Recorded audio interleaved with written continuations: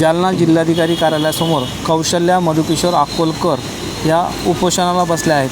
गेल्या 4 दिवसापासून त्यांचं उपोषण सुरू असून भर पावसात त्या उपोषण करत आहेत। त्यांच्या वडिलांनी न विकलेल्या जमिनीचा फेर रद्द करावा अशी मागणी त्या करत आहेत। गेल्या 42 वर्षापासून त्या ह्या गोष्टींकरता भांडण करत असून शासन दरबारी ह्याची कुठलीही दखल घेतली जात नाही आहे अशी त्यांनी माहिती दिली।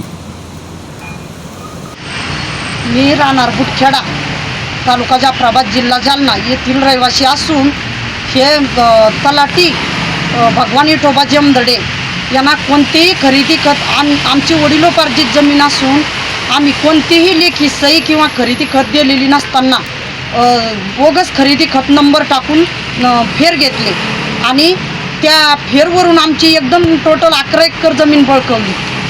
त्यामुळं आम्ही कलेक्टर ऑफिस, उपविभागीय अधिकारी, ADM, तहसीलदार यांच्याकडं 2-2 दिवस आड चक्र टाकले। 42 वर्षापासून आमचे वडील व आम्ही स्वतः परेशान आहे या जमिनीमध्ये। आम्ही रोज ADM office, Bhokardan, collector office न्याय मागण्यासाठी जात आहे, परंतु आम्हाला कोणताच न्याय भेटत नाही।